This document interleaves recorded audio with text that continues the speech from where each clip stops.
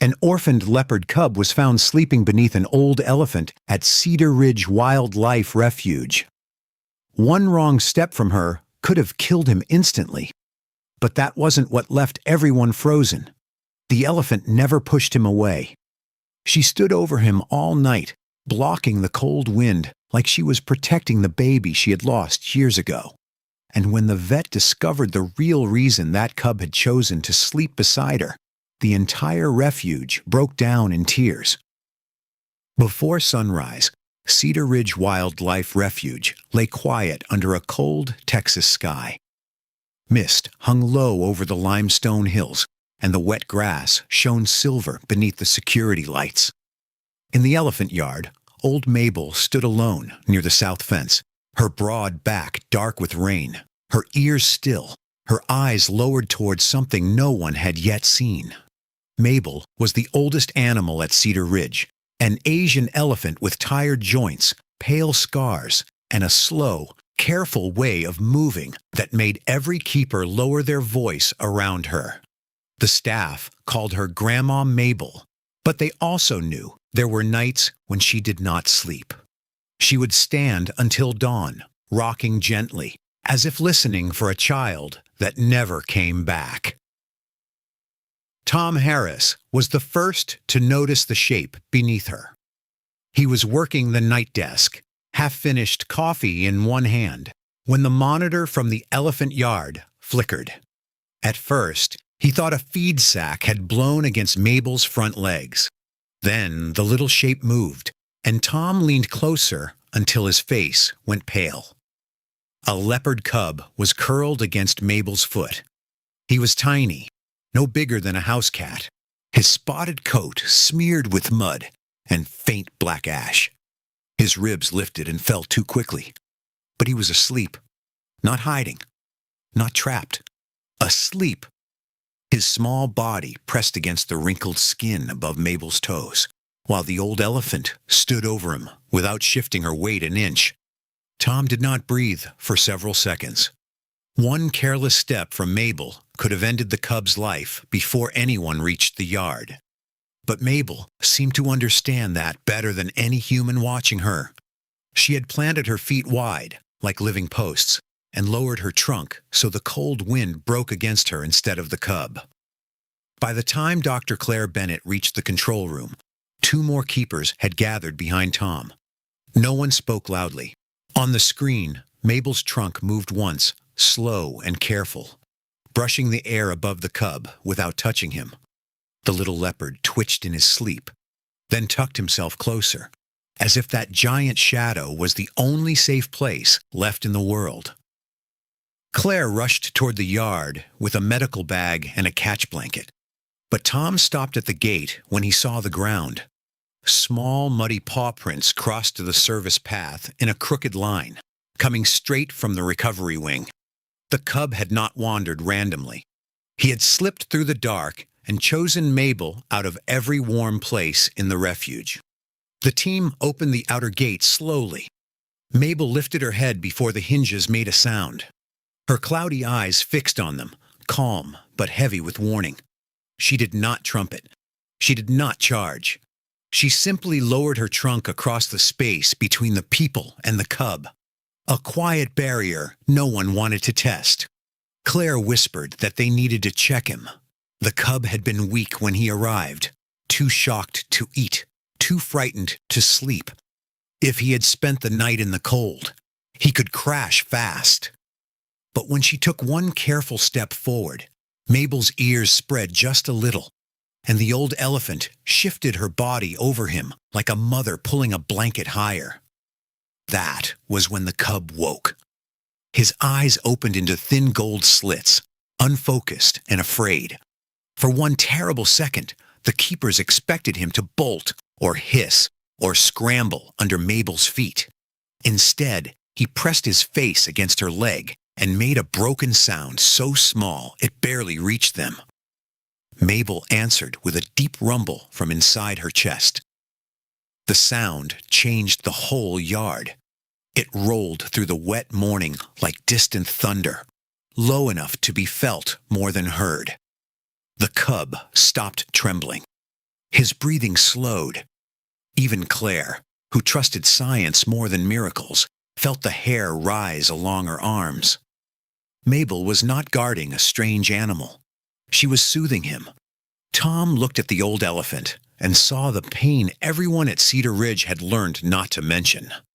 Years ago, Mabel had lost her own calf in a cold transport trailer before anyone could save her. Since then, she had carried the night differently. Now, with a motherless cub at her feet, something in her had awakened before any person understood why. Claire lowered the blanket. There would be time for medicine, time for rules, time for hard decisions. But not yet. Not while the cub's first real sleep in days was happening under the watch of an elephant who had once lost everything. She told the keepers to step back, and for once, no one argued. As the sun rose over the Texas hills, Mabel remained where she was. Old bones aching, trunk hanging low, body curved against the wind. The leopard cub drifted back to sleep beside her, his ear pressed to the ground near her steady weight. And everyone watching understood only one thing for certain. Whatever had brought him to Mabel had not been an accident. 3 nights before Mabel stood over the leopard cub, Cedar Ridge had been quiet in a different way. The refuge slept beneath a clear Texas sky, with only the soft scrape of hooves, the rustle of hay, and the low shifting of Mabel's weight in the elephant barn. She stood awake as usual, facing the dark hills, her trunk resting near the gate like she was waiting for a sound.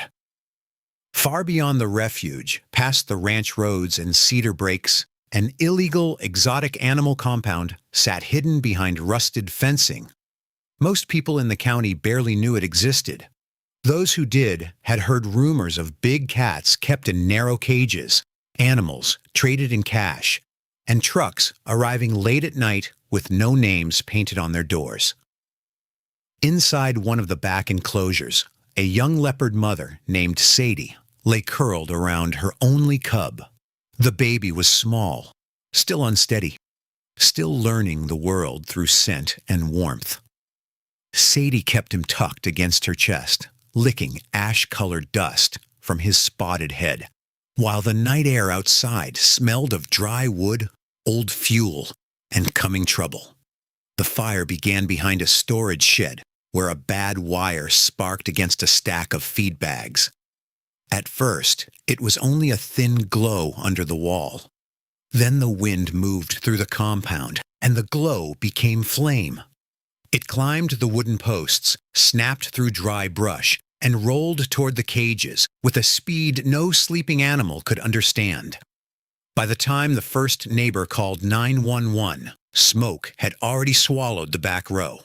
Sirens cut through the dark, but inside Sadie's cage, there was no way out. She paced once, twice, wild with fear, then rushed back to her cub. The baby cried beneath her.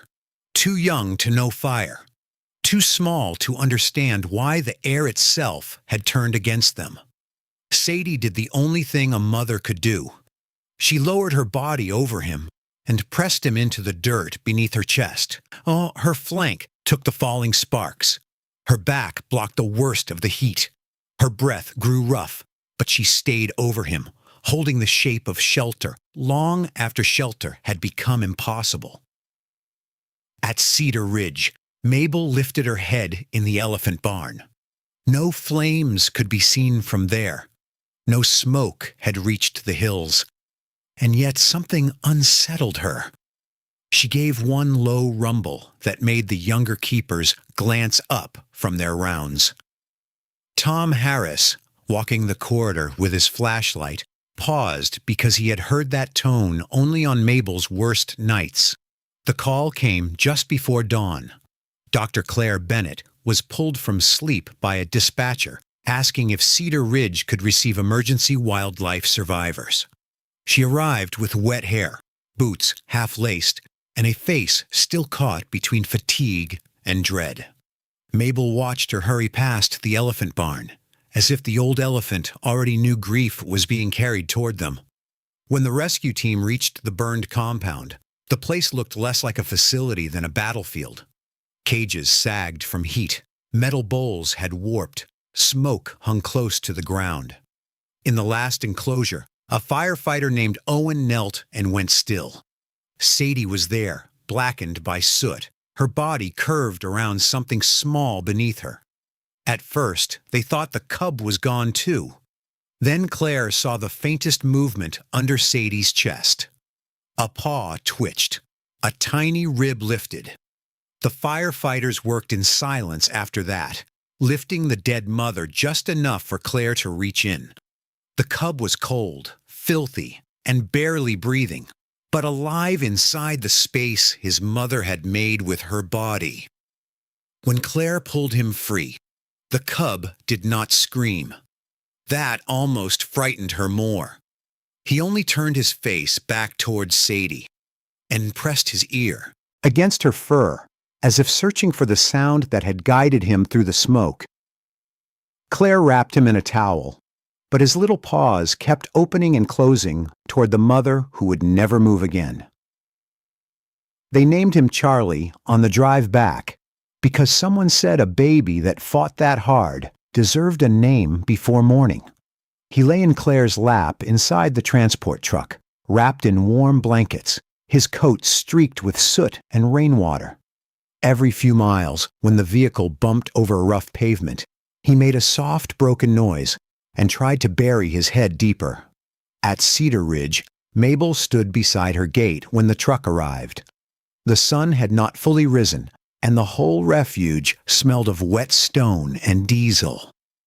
Claire carried Charlie past the elephant yard, without stopping, but Mabel turned slowly, following the bundle with her tired eyes. Her trunk lifted, caught the smoke in his fur, and then hung there, trembling. Charlie was placed in the recovery room with heat lamps, clean bedding, and a bottle prepared for him. Everything was gentle. Everything was safe. Still, he would not settle. He pushed his face into the towel, then away from it, searching for something no blanket could give him. Outside, far across the yard, Mabel released one deep rumble into the morning air. The cub's shaking slowed for only a moment. Claire noticed it, but said nothing yet. She was too busy checking his lungs, cleaning soot from his eyes, and trying to keep his body warm. But Mabel remained at the fence long after everyone else moved on, listening toward the recovery wing, like an old mother hearing a lost child cry from inside the dark.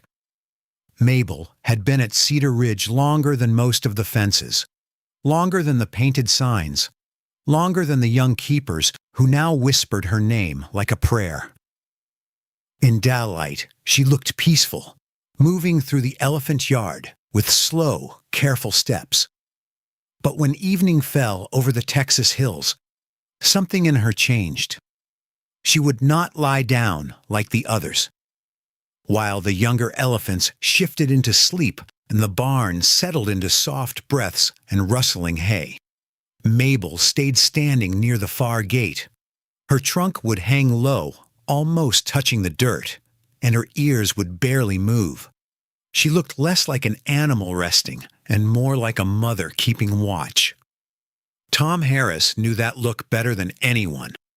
On long night shifts, he often sat on an overturned feed bucket outside her barn, drinking coffee that had gone cold. He never tried to cheer her up with bright words. He simply stayed nearby because some kinds of grief did not want fixing. They only wanted someone quiet enough to sit beside them. Years earlier, before Cedar Ridge gave her a safe place to grow old, Mabel had belonged to a traveling circus that crossed state lines in tired trucks. She had performed under loud lights, learned commands she never chose, and slept chained in places that smelled of gasoline, wet straw, and metal. People clapped for her size, but almost no one saw her loneliness. Then, in the middle of one bitter winter, Mabel gave birth to a calf. The handlers named the baby Rosie because she had soft pink skin behind her ears and a gentle little squeak that made even the roughest workers pause. For a short while, Mabel changed. She touched Rosie constantly, guided her with her trunk, and slept only when the calf leaned against her. But the circus did not stop moving. One icy night, the trucks rolled north through freezing rain, and Rosie became sick in the back trailer. Mabel rumbled and pushed against the bars until her head bled. But the driver kept going because the next show was already sold. By morning, the tiny calf was still beneath her mother's body, and Mabel was standing over her. After that, the old elephant never trusted the dark again. Even years later, safe at Cedar Ridge, she listened to every night sound as if it might become a warning. A rattling gate could make her turn. A distant engine could make her rumble. Cold wind slipping through the barn boards could pull her back to the trailer where Rosie had stopped breathing. The keepers learned not to rush her. Dr. Claire Bennett had written notes, adjusted bedding, checked her joints, changed routines, and tried every calm method she knew. Mabel was not sick in a way medicine could reach. Her body had survived. Her heart had stayed back on that winter road, trapped beside a calf no one had stopped in time to save. That was why Tom noticed the change before anyone else. The morning Charlie arrived from the burned compound, Mabel did not turn away after catching the smoke on his fur. She stood at the fence with her trunk lifted, breathing him in. The scent was terrible. Ash, fear, wet towel, young blood. But beneath it was something smaller and lonelier. All that day, while Charlie lay in the recovery room under heat lamps, Mabel refused her hay. She did not pace. She did not strike the gate. She simply faced the far building where the cub had been taken and listened. Each time Charlie made a faint sound, too soft for most people to hear, Mabel answered with a rumble so deep the water in her trough trembled. Claire noticed it during evening rounds. She stepped out of the recovery wing, tired and worried, and heard Mabel calling across the yard. Behind her, Charlie had been restless for hours, pushing away blankets, turning his head from the bottle, refusing every safe thing offered to him. But when Mabel's rumble rolled through the air, the cub went still. For one fragile minute, Charlie stopped shaking. His eyes remained half closed, his little body tucked under the towel. But his breathing slowed as if he had found a path through the dark. Claire stood frozen in the doorway. She did not understand it yet. She only knew that the sound coming from the old elephant had reached a place no human hand could touch. Tom looked from the recovery room to Mabel and felt his throat tighten. He had seen fire take things from families before. He had seen survivors search smoke-black rooms for voices that were already gone. Now, an orphaned cub lay listening to an elephant who had lost her own baby. And somehow, their grief had found each other across the cold yard. By midnight, Cedar Ridge had gone quiet again. But not in the same way. Mabel stood beneath the barn light, her trunk pointed toward Charlie's room, her old eyes wet in the glow. For the first time in years, her rumble did not sound like a goodbye to Rosie. It sounded like an answer to someone still alive. The rain came softly that evening, tapping on the metal roofs of Cedar Ridge like tired fingers. The refuge settled under a gray Texas dusk, and the smell of wet cedar drifted through the animal barns. In the recovery room, Charlie lay beneath a clean towel, warm lights glowing above him, while old Mabel stood far across the yard, facing his building in silence. Dr. Claire Bennett had done everything the book said to do. Charlie had fresh bedding, measured formula, antibiotics, a soft toy wrapped in fleece, and a small speaker playing gentle forest sounds. Nothing helped for long. The cub would close his eyes, then jerk awake, breathing fast, his paws reaching through the towel for something that was not there. Mabel had not eaten much that day. A keeper named Jenny tried to tempt her with apples and cut sweet potatoes, but the old elephant only touched them with the tip of her trunk and turned away. Her attention stayed fixed on the recovery wing. Every so often, she released that low rumble again, so deep it seemed to come from the earth beneath her feet. Tom Harris watched from the walkway between the barns, rain spotting the shoulders of his jacket. He had seen enough grief to know when one creature was calling to another. Mabel was not making noise out of restlessness. She was answering a sound too small for human ears, and each time she called, the little cub in the clinic grew still for a few precious breaths. Near midnight, the storm thickened. Wind pushed against the doors, and somewhere beyond the main office, a loose chain clinked against a gatepost. Claire had just finished checking Charlie's lungs when Jenny came in with a mop and a fresh linens. The room smelled of disinfectant, warm milk, and smoke that still clung stubbornly to the cub's spotted coat. Charlie opened his eyes as Jenny lifted the soiled towel from his crate. He did not growl. He simply watched the door. For a moment, everyone's attention shifted to a tray that slipped from the counter and clattered onto the floor. In that brief confusion, the small latch on the side access door failed to catch completely when Jenny stepped back out. No one noticed the thin dark gap at the bottom of the door. Charlie noticed. He waited until the room grew quiet again, until Claire turned to write notes, until the rain covered the sound of his paws. Then the cub slipped from the crate, crossed the tile on trembling legs, and pushed his narrow body through the opening into the cold night. He should have run toward the brush. He should have hidden under the supply shed or followed the scent of meat from the feeding room. Instead, Charlie moved across the service path with his nose low, stopping every few feet as if listening through the rain. Far ahead, from the elephant yard, Mabel's rumble rolled once through the darkness. The cub followed it. By the time Tom saw movement on the yard camera, Charlie had already crossed the wet gravel. His little body was barely visible beneath the security lights, a shadow with spots wavering through mist. Tom's hand flew toward the alarm switch, but he froze when he saw Mabel lift her head. The old elephant had been waiting at the fence as if she knew he was coming. Charlie slipped through a low-maintenance gap near the water trough, a place no one imagined a sick cub would find. Mabel did not step toward him. She did not crowd him. She only lowered her trunk slowly until it hovered above the grass between them. Charlie stopped, arched his back, and gave a weak, broken hiss that sounded more frightened than fierce. Mabel answered with a sound so gentle the night seemed to lean closer. The rumble moved through the muddy ground, through the rainwater, through the small bones of the cub's body. Charlie's ears twitched, his paws loosened. The fear in him did not disappear, but it paused, like a child recognizing a lullaby through a wall. In the control room, Tom called Claire without taking his eyes off the monitor.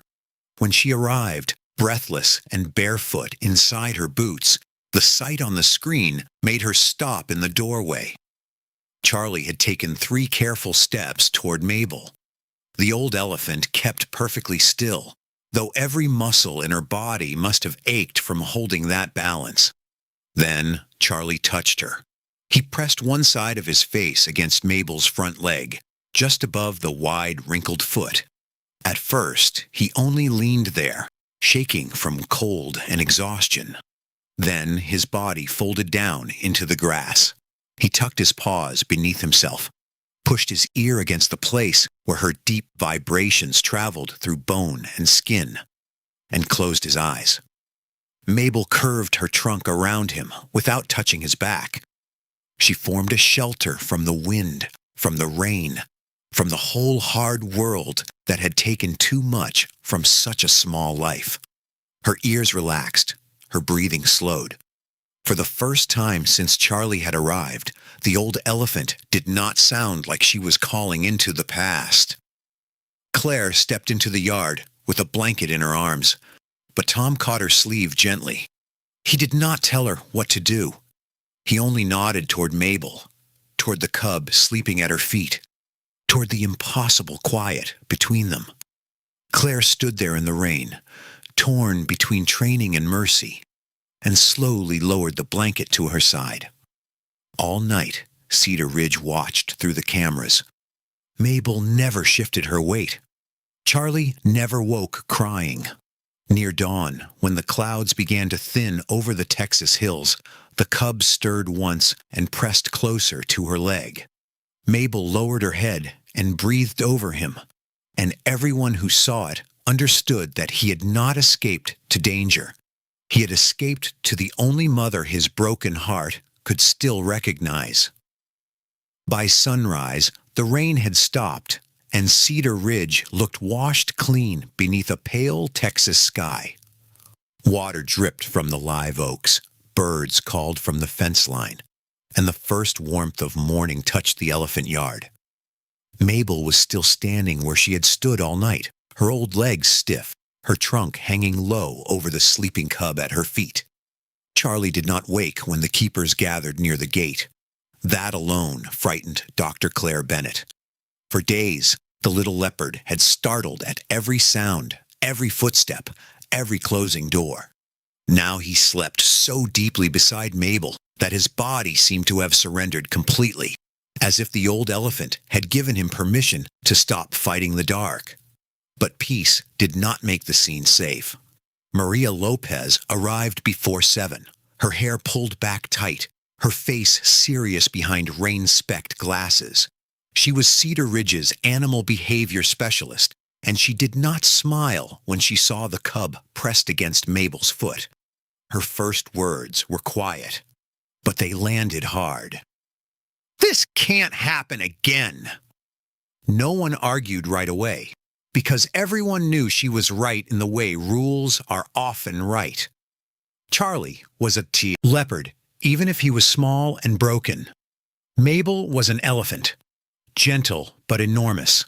One startled movement, one wrong step, one moment of fear could turn the miracle on the camera into something no one at Cedar Ridge would ever forgive themselves for.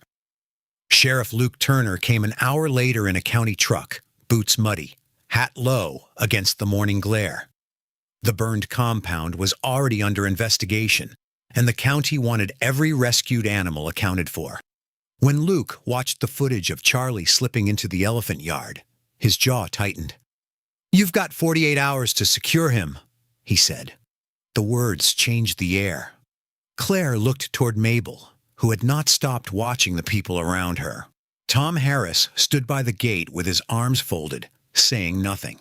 He had seen official voices enter places of grief before, carrying clipboards and deadlines, trying to make pain fit inside a policy. He knew it almost never fit. Maria ordered a separation plan. Charlie would be moved back to the recovery room, the side door fixed, the maintenance gap sealed, and no contact allowed between the cub and the elephant yard. It sounded reasonable. It sounded professional. It sounded like the kind of decision people make when they are trying to protect every living thing except the one thing keeping a heart alive. When Claire finally approached with a soft carrier and blanket, Mabel shifted for the first time. Not violently, not angrily. She simply placed her trunk across Charlie's body like a question. The cub opened his eyes, sleepy and confused, then lifted his head toward the humans. The moment Claire reached down, Charlie let out a rough, panicked cry that cut through the yard. Mabel answered with a rumble so deep the metal gate trembled. Her ears spread halfway, and the keepers froze.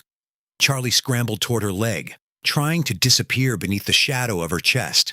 He was too weak to fight, too frightened to run, but every part of him seemed to understand that the hands reaching for him meant being taken from the only safety he had found. Claire's face changed.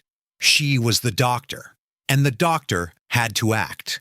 Still, her hands moved slower than usual as she wrapped Charlie in the blanket. Mabel lowered her head until her trunk nearly touched Claire's shoulder. For one long second, Woman and elephant stood inches apart, both holding the same broken child in different ways. They carried Charlie back to the recovery wing. The door closed behind him with a soft click that felt crueler than a slam. Mabel stayed at the fence, staring toward the building. She did not eat the hay Jenny placed nearby. She did not drink. She only stood with her trunk resting against the bottom rail, listening for a cry that came almost immediately. Inside, Charlie unraveled. He pushed away the bottle, clawed at the bedding, and dragged the towel into the corner with shaking paws. When Claire tried to soothe him, he turned his face to the wall. His cries were not loud.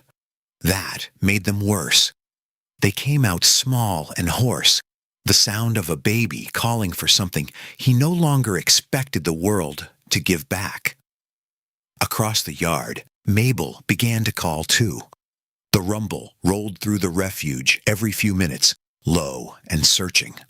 The younger elephants backed away from her stall, uneasy. Tom watched her press her forehead against the gate until the wood groaned. She was not trying to escape out of anger. She was trying to reach a child she believed had been taken from her again. By evening, Charlie had stopped eating completely. Maria stood in the clinic doorway with her clipboard lowered, her certainty beginning to crack. Sheriff Turner had gone, but his deadline remained. Claire looked from the untouched bottle to the old elephant waiting beyond the window, and she understood the terrible truth of the rule they had followed. It had made both animals safer, and somehow left both of them breaking. By the next morning, Cedar Ridge felt quieter than it should have. The storm had passed, but the air still carried the weight of what had happened overnight. Charlie lay in the recovery room with untouched milk beside him, his small body curled tight in the corner. Across the yard, Mabel stood at her fence, facing him as if distance were something she could stare down. Dr. Claire Bennett had not gone home. She sat at the clinic desk with the security footage open on her laptop, one hand wrapped around cold coffee, the other pressed against her tired eyes. She had followed the rule. She had separated a leopard cub from an elephant. On paper, it was the only responsible choice. In the room around her, it felt like a mistake. Every few minutes, Mabel's rumble came through the walls. It was not loud, but it carried. The sound moved under the floorboards and through the metal legs of the exam table. Each time it reached the clinic, Charlie lifted his head, weak and searching. He did not crawl toward the bottle. He crawled toward the wall facing Mabel's yard. Claire noticed the pattern after the fourth time. Charlie was not responding to light, food, warmth, or touch. He was responding to vibration. She placed one hand flat on the tile floor as Mabel called again. And for the first time, Claire felt it. A faint tremor beneath her palm. Steady and deep, like the earth remembering a heartbeat. Maria Lopez joined her near noon, still carrying her clipboard, though she had stopped writing on it hours before. Together, they tried every safe comfort they could think of. Warm blankets, a padded den box, recorded forest sounds, a low speaker playing the purr of a large cat. Charlie listened, trembled, and turned away from all of it. Then Claire tried a recording she had made outside Mabel's barn before sunrise. It was rough and full of background noise, but the old elephant's rumble was there, low and uneven. The moment it played, Charlie froze. His ears lifted. Slowly, almost painfully, he lowered his head to the floor and pressed one ear against the tile. Maria stopped breathing for a second. Claire turned the volume down, then up again. Charlie followed the sound, not with his eyes, but with his body, dragging himself until his cheek touched the speaker. He did not look comforted exactly. He looked lost in a memory too old for such a young animal, reaching for something he had once known in the dark. Claire went back to the rescue files from the burned compound. She opened the photos, then the body cam footage from the firefighters who had found Sadie. The room grew still around her. There was the twisted cage. There was the smoke. There was the mother leopard's body curved over her cub, her chest pressed close to the dirt. In the video, Charlie was barely visible beneath Sadie. But one detail made Claire lean forward until the screen blurred in her eyes. The cub's ear was pressed against his mother's chest. He had not survived only under her body. He had survived listening to the last sounds her body made while she held the smoke and fire away from him. Claire replayed it once, then could not watch it again. The truth settled over her with a heaviness no medical chart could hold. Charlie was not simply afraid of being alone. He was searching for the rhythm that had told him, in the worst moment of his life, that his mother was still there. When that rhythm disappeared, the world had ended. Outside, Mabel called again. This time, Claire heard it differently. The old elephant's rumble was not just a sound. It was a living vibration, deep, warm, and steady enough to pass through ground and bone. To Charlie, it must have felt like the closest thing left to lying beneath Sadie's chest before the firefighters pulled him into daylight. Tom Harris came in quietly and stood behind them.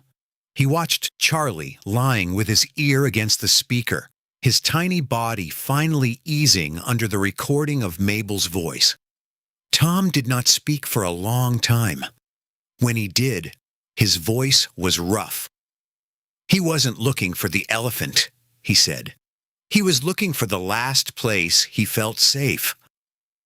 That evening, Claire carried the speaker to the window facing Mabel's yard and played the recording back once more. Mabel lifted her trunk, hearing herself, then gave a real rumble in answer. Charlie stirred from the floor, crawled toward the wall, and pressed his ear down as if a mother's heart might still be hidden somewhere beneath him. Claire stood between them, feeling the rule inside her begin to bend. She could not ignore danger. She could not pretend instinct did not matter. But she also could not deny what she had seen. Charlie slept beside Mabel because her deep, trembling heartbeat sounded like the final shelter his mother had given him. As night settled over Cedar Ridge, Mabel remained by the fence, old and aching, her eyes fixed on the clinic light. Charlie finally slept for a few minutes with the recording beside him, not peacefully, but deeply, enough to rest. For the first time, Claire understood that saving his body would not be enough. Somehow, they would have to save the sound his heart was still trying to find. The day after Claire discovered the truth, Cedar Ridge moved with a careful kind of hope. No one said the problem was solved, but the way people looked at Mabel had changed. She was no longer just an aging elephant making strange sounds across a yard. She was the only living heartbeat Charlie seemed able to trust. Claire and Maria spent the morning drawing a temporary safety plan on the clinic table. It was not permission to let a leopard cub sleep loose under an elephant again. It was something smaller, more fragile. A supervised corridor, double gates, soft barriers, enough distance to keep Charlie safe, but close enough for him to feel Mabel's rumble through the ground. Mabel watched them work from the far fence, as if she understood every delay. Her old trunk rested on the bottom rail, and her eyes followed anyone who carried tools near the yard. Charlie, still weak but brighter than before, lifted his head each time she called. Even separated, they had begun to find each other through wood, dirt, and sound. By late afternoon, the sky over Texas hill country turned a bruised green. Tom noticed it first. He had spent enough years around emergency radios to feel bad weather before it arrived. The wind came low through the cedar trees, bending the grass flat. Somewhere beyond the refuge, thunder rolled with the same heavy growl that had haunted Charlie since the fire. Claire moved fast, ordering extra locks checked and the recovery wing secured. Maria helped carry supplies, while Sheriff Luke Turner, who had returned to inspect the new safety plan, stood by the main gate with a hand on his hat. Nobody liked the color of the sky. Even Mabel grew restless, shifting her weight as rain began to strike the dust. The first crack of lightning split the ridge just after dark. It hit an old oak near the service path, exploding bark across the wet ground. The lights flickered, then steadied, then flickered again. In the recovery room, Charlie shot awake. His eyes went wide, not with simple fear, but with recognition. Thunder, smoke, metal, panic. The past had found him again. He slammed against the crate door before Claire could reach him. The little latch, weakened from days of use and hurried repairs, gave way under his frantic weight. Charlie spilled onto the clinic floor, claws slipping on tile, then bolted through the side hall as another thunderclap shook the building. Claire shouted his name, but the storm swallowed her voice. Tom saw him on the camera, a small spotted shape cutting through sheets of rain. Charlie did not run toward the woods or the feed shed. He ran straight for Mabel. The old elephant had already turned toward him, ears spread, trunk lifted high into the storm. For a moment, it looked as if the whole night was pulling them together. Then Charlie reached the drainage ditch. The dry trench that crossed the service yard had become a narrow rush of brown water. Charlie tried to leap it, but his back legs slipped in the mud. He tumbled sideways, vanished beneath the edge, and came up choking against the current. Claire and Maria ran toward him with ropes, but the water was too fast, and the banks crumbled under their boots. Mabel moved before anyone could stop her. She pushed through the loose wooden side barrier with one hard shoulder, not in rage, but with terrible purpose. Her injured old joints dragged through the mud, yet she kept coming. Tom shouted for everyone to back away as she stepped into the ditch, placing her massive body between Charlie and the rushing water. The current broke against her legs. Charlie clawed at the mud, coughing, too weak to climb. Mabel lowered her trunk into the water, slow and steady despite the storm.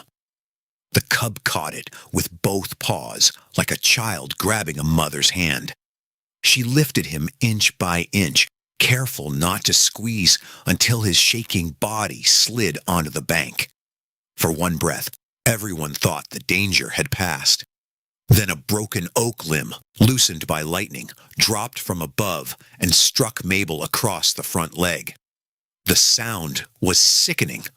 The old elephant staggered, gave a low cry, and sank to one knee in the mud.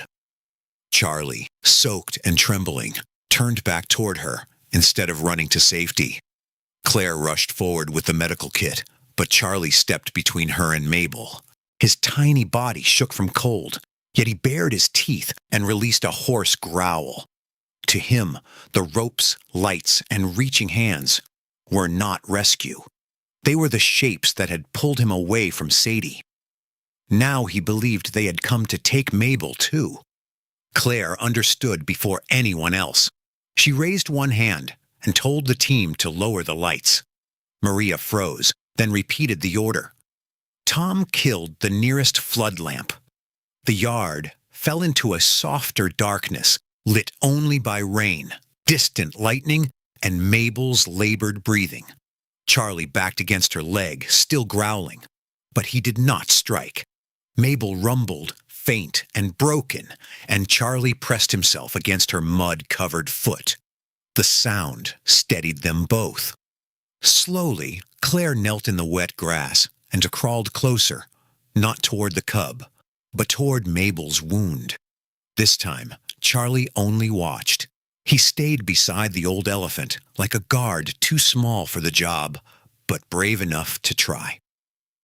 By the time the storm moved east, Mabel was wrapped, sedated lightly, and breathing easier. Charlie lay against the safe side of her front leg, exhausted beyond fear. No one spoke for a while.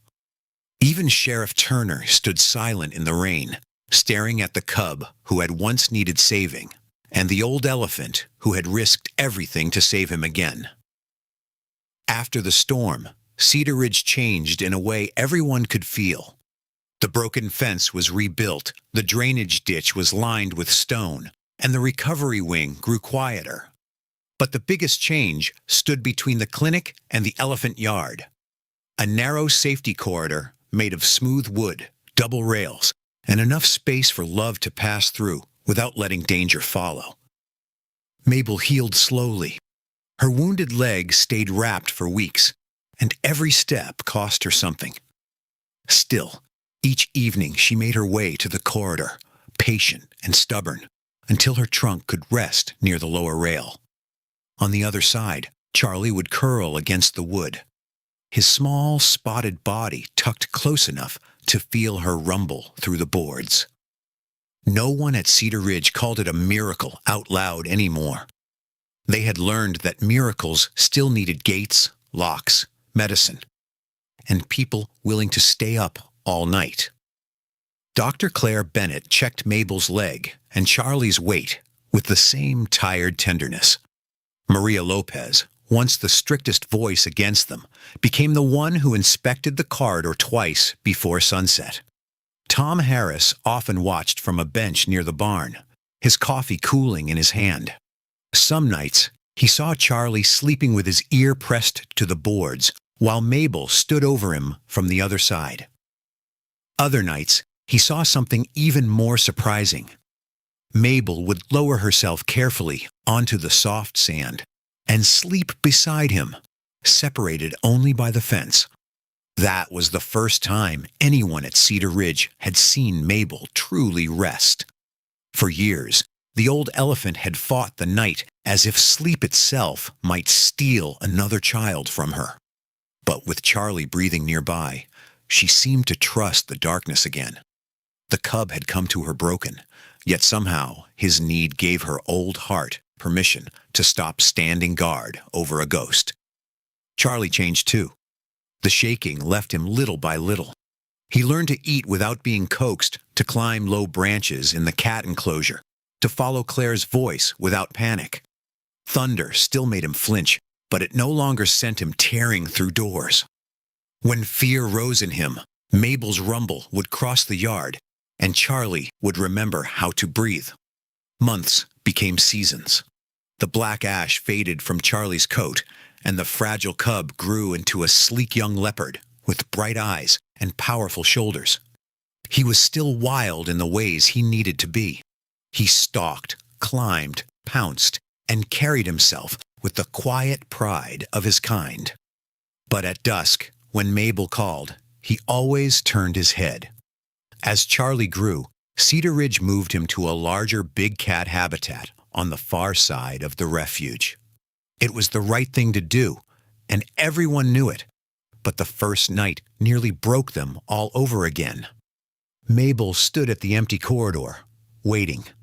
Charlie paced behind his new fence until Claire brought him back for one short visit, and both animals quieted at once. So they made a promise they could keep. Charlie would live where he could grow strong, but he would return to the corridor for checkups, storm nights, and the quiet visits that seemed to steady them both. Years passed that way. Mabel's eyes grew. Cloudier, her steps grew shorter. But whenever Charlie came near, she lifted her trunk before anyone said his name. By then, Charlie was no longer the cub who had fit beneath her shadow. He was a full-grown leopard, beautiful and dangerous, with paws that made no sound on dirt. Yet beside Mabel, something young returned to him. He would lower his head, press his face near the old boards, and wait for the low sound that had carried him out of the worst darkness of his life. One cool autumn morning, the refuge woke under a gold sky. The air smelled of hay, cedar, and the first hint of winter. Mabel had been slower for days, but she still walked to the corridor before sunrise. Tom found her there, lying on the soft sand beside the rail, her trunk resting toward the place where Charlie used to sleep. This time, she did not rise when he called. Claire came running, then stopped before she reached her. There are moments when a doctor knows medicine has nothing left to offer. Mabel's great body was still warm, her face calm, her old leg folded beneath her, as if she had simply chosen, at last, to rest. Tom removed his cap. Maria turned away. No one wanted to be the first to speak. They brought Charlie before the sun climbed high. He stepped from the transport crate slowly, his golden eyes fixed on the corridor. No one pulled him. No one rushed him. He walked to the rail, lowered his head, and lay down in the exact place he had slept as a cub. His ear pressed against the wood, waiting for the rumble that had always answered. But there was only silence. For a long time, Charlie did not move. He did not claw the fence or cry out in rage. He simply stayed beside her, breathing softly as the morning light spread across Mabel's still body. And then everyone understood the truth that had broken their hearts from the beginning. Charlie had first slept beside an elephant because her heartbeat reminded him of the mother who died saving him. But he stayed beside Mabel because she had become the mother who taught him how to live after being saved. By noon, the old elephant rested under the Texas sun, and the leopard she had guarded sat quietly on the other side of the fence. 2 different lives, 2 different worlds, and one love strong enough to make both of them feel like family again. If this story touched your heart, I'd love to hear from you. Comment 1 if you believe Mabel truly became Charlie's second mother. Comment 0 if you think some bonds are too deep for words. And before you go, please subscribe to the channel and turn on notifications, because more emotional animal stories are coming. Stories about love, loyalty, rescue, and the quiet miracles that still happen when no one is watching. Thank you for staying until the end. And remember, sometimes family is not the one who gave you life.